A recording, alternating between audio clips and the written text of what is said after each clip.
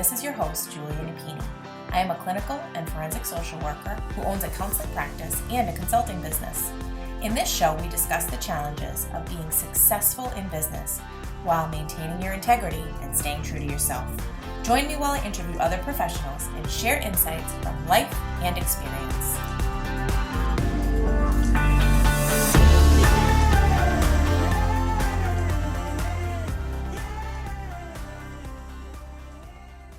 Let's talk about RingRx, our latest sponsor.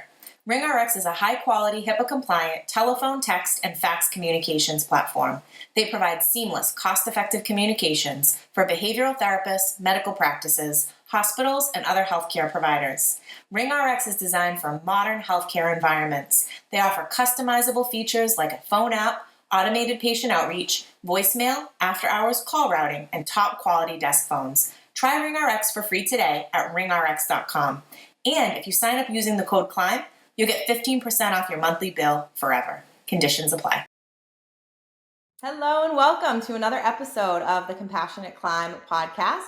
We have a guest today who is somebody that I have known for a little while, connected with, definitely wanted to have her on the show. She's actually starting her own podcast, which is so exciting. So I thought there was no better time than now to do a swap of some sort and share her with all of you. So she is the definition of an everyday supermom. We're going to talk about how she juggles all of it and all of these new ventures that she has going on. She's not only a therapist, she has a blended family, she is working on a book, she has the podcast that's coming out. So we're going to try to touch upon as much of that as we can.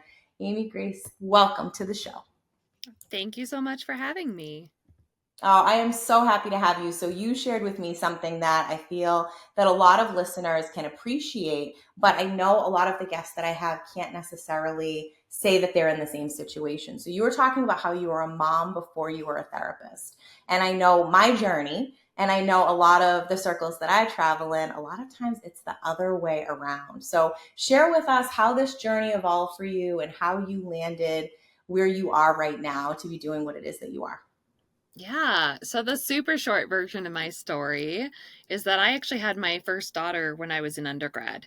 So summer after my freshman year is when I became a mom. And when I was in college, I really thought I wanted to go pre-med, and actually my vision was I wanted to be a heart surgeon. At that time, ER was really big, and that was what I wanted to do with my life. And and then I was like, once I chose to parent her, I couldn't envision what life would look like to go through medical school and residency and all of these things with a small child as a single parent, because her dad was not a part of her world. And so I had to start looking at other options. And I took a psychology class and fell in love with it. And so it quickly became a passion of mine. And I knew right out of undergrad that I wanted to become a therapist. My road wasn't a super smooth, direct path. It took me a little bit, again, between juggling being a mom and everything. But for me, my role and identity as a mom was like, it basically started at the same time as adulthood did for me. So my identity as a therapist was secondary. And then mom was like the big part of my life. Oh, which I can appreciate so much. So it's like the reverse of, rather than your work really ultimately has to fit into your life. I feel like so much of us decide what we want to do. We build a career. We can very easily get into this tendency of being workaholics. Or I know for me, there were times when I was working 3 jobs, 7 days a week. And especially early on, before you're independently licensed in our field, a lot of times you're making peanuts. So the only way that you can make a decent living is to work multiple places until you get those supervision hours and you can take your test. And then you have more options, obviously, like private practice, which is obviously really desirable, or some other positions where you can be earning a decent living. And so you were very mindful going into it that it really needed to be the reverse, and what you were going to do had to fit in your life and around your daughter, which is incredible. So how do you think that has shaped everything from that point on? I mean, it seems like you've kind of had this message to share right out the gate. How would you, in reflecting on that, how do you feel that you've done being able to navigate that and keep those priorities in order? I think for the most part I've done really well with it. It's something that whenever it starts to get out of balance, it's almost like this question comes up of like, are you doing a good job in what you say is your priorities? Very early on in my parenting journey, I read a book and it really challenged me to think about what my top values are and how am I living that out in my parenting. And it made me think about what my priorities are. And I was super young. I was like 20 when I was reading this. And I was like, I don't know, these I think are my values. Like, I'm 20. Who has values? Just kidding. But like I really started to like wrestle with that at a young age, and so I kind of have those thoughts come up every time I'm feeling out of balance. And that's not that I do it well all the time. I think Mm-hmm. it's I do it well on average. And so sometimes it goes in one direction and sometimes it goes in the other direction. I think about like a gymnast on a balance beam, like we just Mm-hmm. had the Olympics. And I think about like how even these amazing gymnasts that like balance beam is their thing, they have these balance checks or they might even fall off. And that doesn't mean that they're not good at it. So to me, the balance part of it is sometimes I might lean over a little bit too far in one direction and I might be pouring myself too much into work and getting like obsessed over a project or a writing thing or something.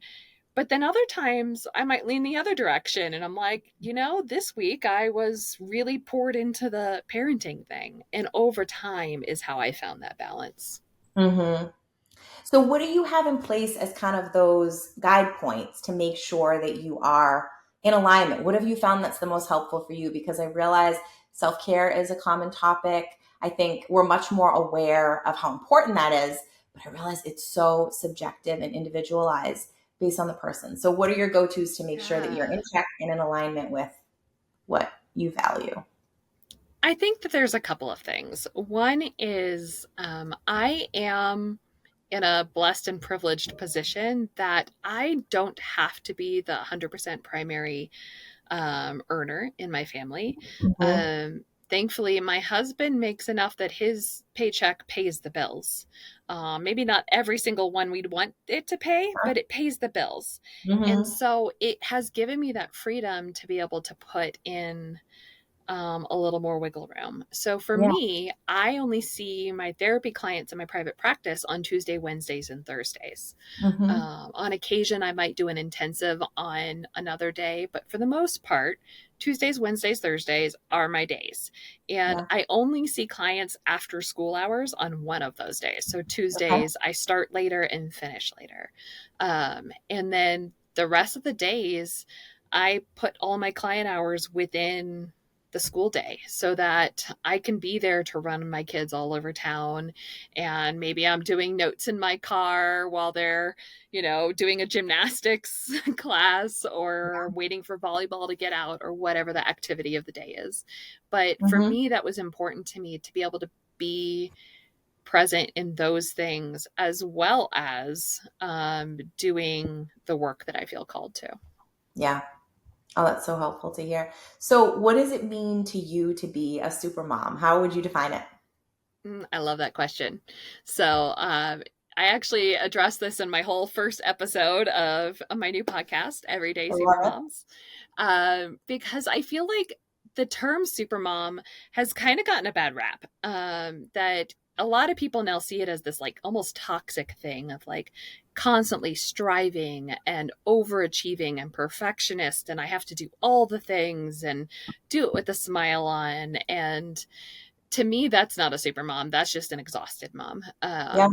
And to me, a true super mom is someone who is really functioning out of her own unique strengths Mhm. and doing what she's called to do with her own kids. So, like, for one super mom, that might be being an amazing entrepreneur, while another might be a stay at home mom.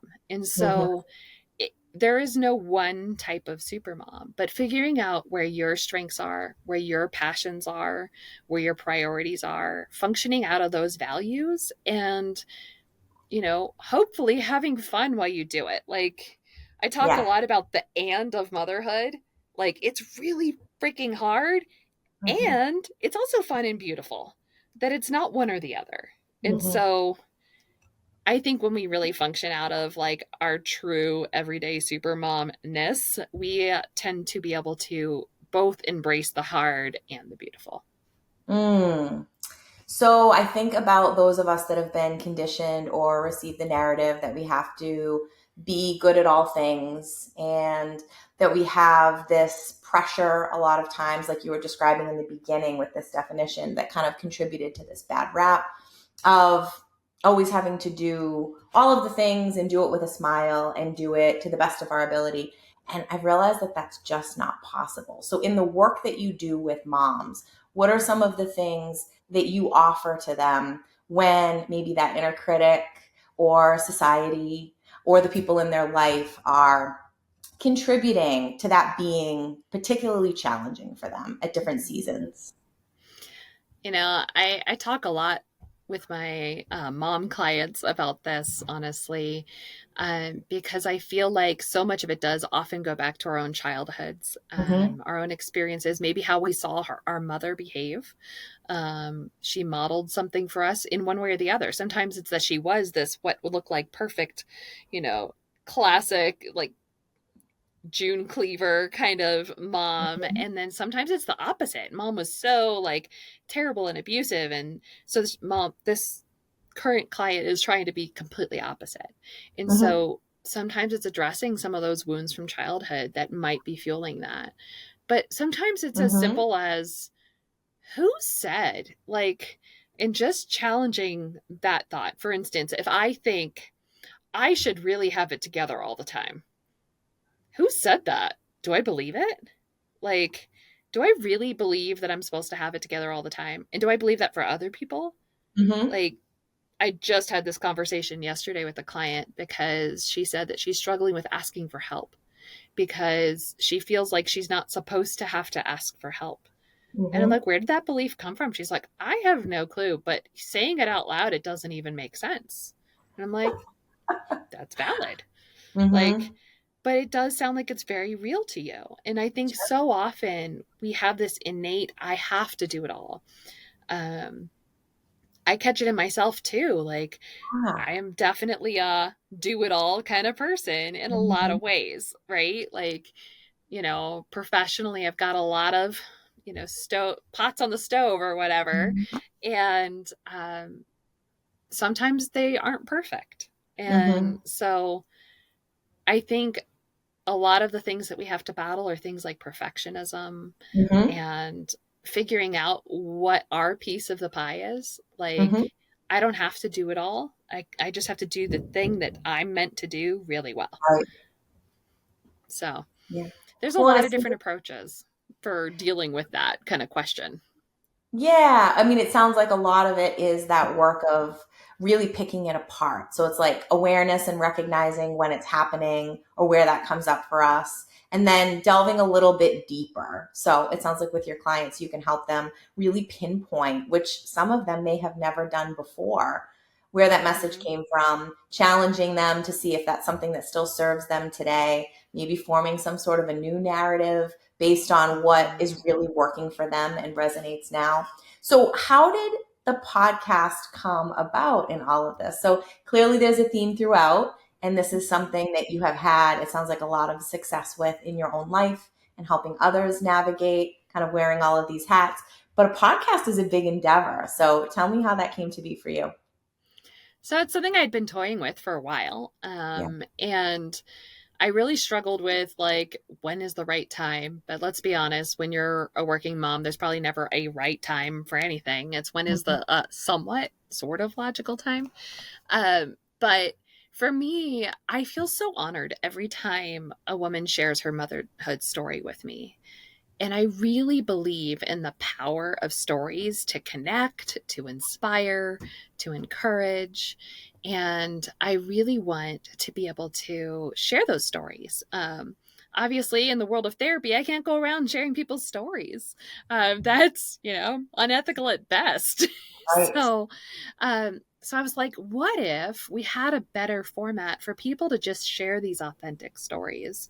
And so, like, I started brainstorming even just within my own circles who I would ask. And in one like quick couple minute brainstorming session, I'm like, I've got 40 people just in my own circles already that I would love to interview. And I was like, huh, interesting. And then one day I got snagged by a Facebook ad where, for a podcasting boot camp. And it was like, it's time to podcast. Like, I think it is. I think it is. So I decided to take the leap, and it's actually something that so far has been a whole lot of fun, and I'm really excited. The stories are very different, and each interview kind of has a different feel to it, and a different, when I'm not asking, here's the top 5 questions I'm asking every time. Like, they kind of have a different feel. Some of Yeah. the people that I'm talking to are coaches or therapists, or some are just like my everyday friends that I think have really cool stories.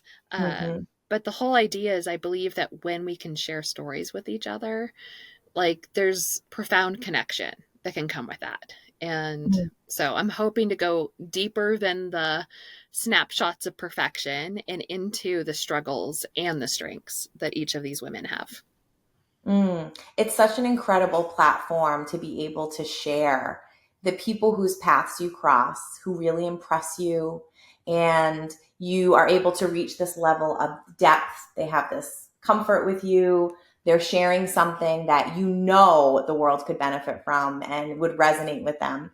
Now you have this way to share their story. And it's incredible when you can take that magic that happens a lot of times in the therapy room, where somebody feels comfortable enough to share something with you, sometimes without even knowing you very well, and that you can be that safe space for them. And so to be able to create that, and people are coming on and wanting to share that with more people, it's incredible. The ripple effects, normalizing experience, that shared vulnerability. So yeah, I've seen the magic, and I'm so excited that it's been such a positive thing for you. So reflecting back on some of these early interviews, is there anything that has surprised you about this so far?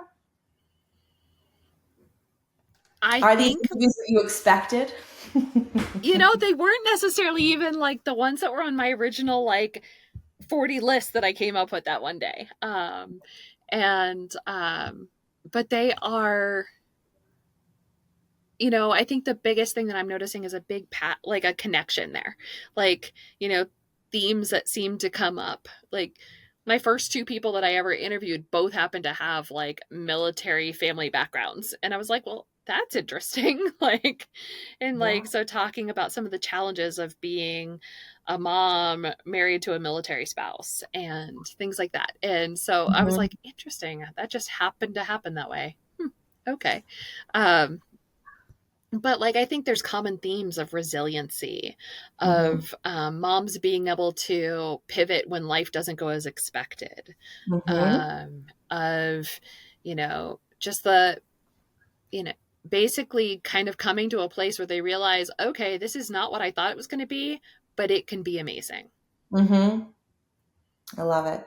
Oh, it sounds incredibly inspiring, so I can't wait to listen more. I So hope I'm that that's the thinking, experience.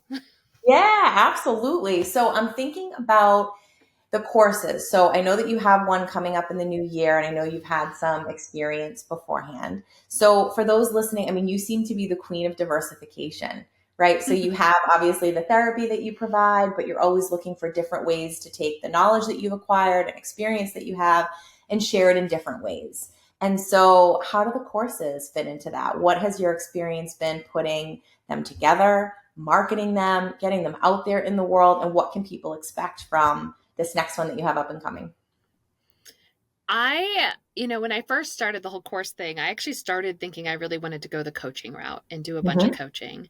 But then I realized that I really like the one on one work that is in the therapy office, and that I wanted the coaching kind of part of my world to be a little different, Okay. and to be kind of more in the passive. I created this thing, and here's this knowledge, take it and grow. Mm-hmm. And as a mom too, since all of the stuff I create is for moms. My therapy practice is focused on moms. My podcast is for moms. My book's for moms. Clearly, I have a thing for motherhood. But I also think about that as a mom is like sometimes the thought of doing some big high cost coaching program is like, well, probably not going to do that. But if somebody's like, here's this um, do it on your own time course on motherhood mindset, I'm like, oh, well, that maybe that could work. So it's kind of taking a lot of the information that I've talked about in the therapy office and all of that, and kind of filtered it down to something that somebody can then ingest on their own time. And everything has a workbook, everything has activities for them to kind of process, but Okay. it gives them the opportunity to really apply it and have a personal journey. I So, love as that. far as my own process with it, I am an idea girl. I usually have a lot more ideas than I have time. And the courses are no exception. But Mhm. I started actually by creating this like huge, my like kind of signature course program, which is called Create Your Own Motherhood. And it's huge. It's got 8 modules, and I lost track of how many hours of videos that are involved in that. I don't even remember. Like it's a lot. But that's my signature program. And then I realized that this one module was super helpful on its own. And I was like, I can take this and package it over here. And so the course that's really being launched now is the Motherhood Mindset Reset. And it is all on mindset strategies to help improve your experience of motherhood. So we go into things like mantras and affirmations and vision statements and how to challenge negative thoughts. And all of these things are very, Mhm. some of them are very CBT related. Some of them are very, things that I do with clients in my therapy office, but taking it in a way that can be packaged for them to do on their own.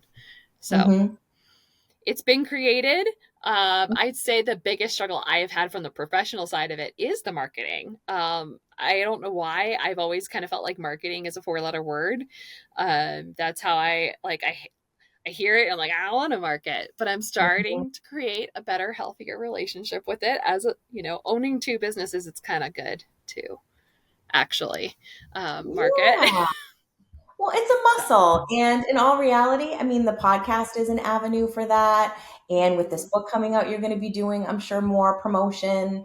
And I mean, the more that you're getting out there and getting stories from people, it's all going to come together. I think the hard part is when you know that marketing is a task that you need to complete and you have something coming up, it can feel really laborious. But if it's naturally Mhm. something that you're excited about and you're already in the circles with the right people, it becomes a lot more natural. And you're clearly in alignment with your values. You've known that right from the beginning. So I'm Mhm. sure that it's going to flow, and these are more things that are just going to help with it. So tell us about the book. Well, the book is coming out in 2025. I don't have an official release date yet, but it is called The Good Enough Supermom. And you'll notice a theme. The word supermom is kind of a thing in my life. But it's kind of, again, challenging that toxic concept of a supermom and helping women to focus on the things that really seem to matter the most when it comes to Mm-hmm. motherhood. As a therapist, I believe in important things like attachment and quality time and things like that with your children, but like really filtering it down to what really matters. Because I think when we're trying to be perfectionist in all the areas, Yeah. sometimes then we drop the balls of what really matters, if that makes sense. Mm-hmm. So, like, if I'm trying to do everything, I can't do anything well. So, how about we figure out which are the things I really want to do well? So, that's what the whole Mm-hmm. book is about. It's, I've got a pretty cheesy acronym that's involved in it about how, as super moms, we lift up our kids as we raise them. So, I'm pretty proud of my cheesiness, and I'm totally fine with it. I love it. Oh, that's so exciting. So, since we have you here and an expert on motherhood and striving to be a super mom, I have to ask, so motherhood is such an individualized thing. And you even spoke to that, right? Like being Mhm. successful in that quest can look very different for different people. What are some of the things that you would say are what to strive for, or maybe some of those commonalities for any mom, regardless of where she's at in this journey, if she's a mom of one, if she's a mom of multiple, if it's a blended family, step family, whatever the case may be. I mean, I'm just thinking of all the different ways that we even define family and parenthood. What would you say are things that are commonalities throughout that seem to be really helpful for most moms? I think so often moms get stuck in survival mode, Mm-hmm. where we are just putting out the fires as they come and just trying to keep our heads above water. And one of the common things, the I in my lift up acronym, is intentionality. And I feel like when we can be Yeah. intentional about our choices, when we have a clear understanding of where we're trying to go, it's a lot easier to get there. So, like when I Mm-hmm. was a young 20-year-old mom and I was trying to figure out what my values were and what I hoped my kid would grow up to be like, it's that same kind of idea of like, how do we make those decisions and then intentionally make choices that are in line with them, as we go. And the things that don't fit with those values, with those intentions, with those Mm-hmm. goals, that we learn to let Yes. go of them. Mm-hmm. It's really So I good. would say that that's So one I'm of the also, biggest things I talk about. okay. And I'm also very curious with this prioritization of family and your kids. As adults reflecting back, how do you hope that they describe you as a mom? What that just made me think of is actually one of my chapters in my book is titled, Yes, Your Kid's Going to Talk About You in Therapy, and That's Okay. Um, because I hear so many people afraid of that. Like, I don't want my kid to be talking terribly about me in therapy. And it's like, well, they're probably going to have something. Like, even if you're doing Mhm. everything with intentionality and, trying to be an amazing mom, we're imperfect beings. We're going to screw them up sometimes. But I think in the end of it, I hope that my kids look back and they know without a doubt how much they are loved and that they are Mhm. lovable. I hope that they know that I, while I worked hard professionally, that they Mhm. always mattered to me more than any job or any project that I ever Mhm. had. I hope that they will be able to see ways in which I helped them to find who they were, and support them in Mhm. their own journey. I have 4 bio girls, and they are vastly different. And so sometimes that looks unfair, like because I parent them differently. Mhm.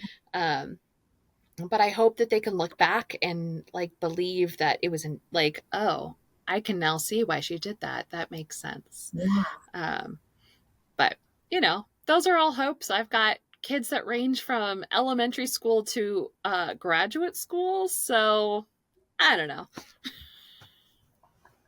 I love that. Well, it's beautiful because I think all of us do consider that, some more than others. And I think it's really helpful to know that it's likely that they're obviously going to have some feedback and they're going to recall differently depending on who they are and who they become, and that it's all fine. And I think intentionality is key. So the two definitely connect with one another. So before we get into how everybody can find you and follow along on all the fun things you have going on, my final question is, if every mom out there were listening to this episode, what message would you want to leave them with? What would you like them to still be thinking about when the show's over?